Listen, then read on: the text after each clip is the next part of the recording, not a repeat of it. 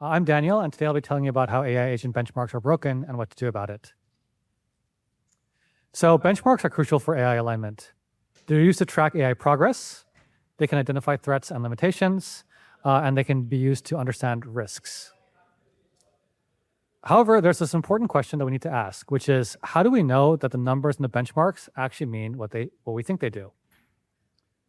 The unfortunate issue today is that AI agents are incredibly good at reward hacking benchmarks, and this has been highlighted by organizations such as Anthropic and others. And so benchmark quality is becoming more and more important, especially as it starts to affect things like policy. So Turing Award laureate Dave Patterson once said, for better or worse, benchmarks shape a field. And sadly, when a field has bad benchmarks, progress can be problematic. And this is also true for AI alignment. So let's look at how AI agent benchmarks work. We have some task, for example, booking a flight from, say, San Francisco to Detroit. And an AI agent is given this task and then interacts with an environment. After the AI agent interacts with this environment, it then submits its solution to a grader, which then says if the solution is a success or a failure. Unfortunately, these environments are incredibly complex. You need databases, perhaps even live websites, containers, and many other things. And the graders are also need to deal with complex data. For example, long text, code, and many other things. And this is a large surface of unreliability. And there can, in fact, be bugs across both of these. As a case study for AI agent benchmarks being broken, let's look at Kernel-Bench. Kernel-Bench was developed by a billion-dollar company, former CTO of Salesforce, and it has been used by every frontier lab. So let's look at an example of a task, for example, cancel and refund a ticket. Well, an AI agent that does this properly will attempt to interact with the environment and determine that the ticket is actually non-refundable. And so it will refuse the user's request. This is a true success. Well, as it turns out, an agent that literally does nothing and immediately returns also is graded as correct on this task. And this is so severe that, in fact, an agent that literally does nothing outperforms O3 mini high. So if you want to measure performance on this benchmark, unfortunately, the numbers that you see in the wild are not representative of these agents' true ability. Let's look at another benchmark, Kernel-Bench.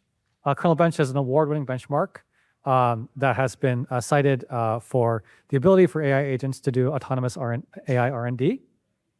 Now, the unfortunate fact of the matter is there are many issues that are not covered by Kernel-Bench. For example, you can have different shapes of input tensors, memory leakage, and things like timing synchronization. This has been raised many times, and we still have not learned our lesson.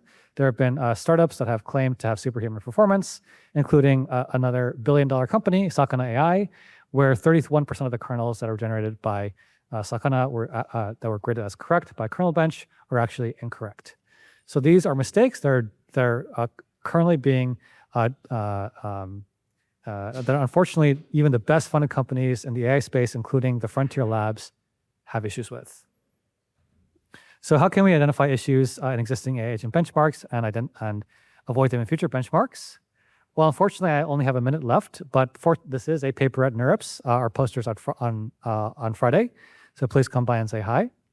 I'll try to give a brief overview of what we do in our paper. So the first thing that we care about is ensuring that the successful outcome corresponds to a successful completion of the task. And so for example, as a counterexample to this, the trivial agent that immediately returns is a counterexample on Kernel-Bench. And we also care about the evaluation itself, which we call outcome validity. And outcome validity, we want to ensure that a successful outcome corresponds to completion of the task.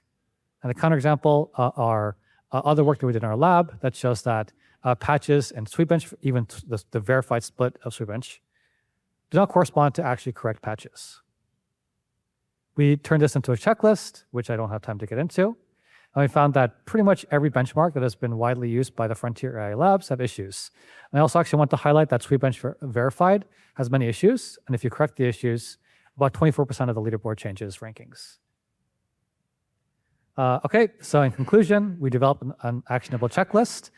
Please come to our poster at NeurIPS on Friday for more details. And thank you, everyone.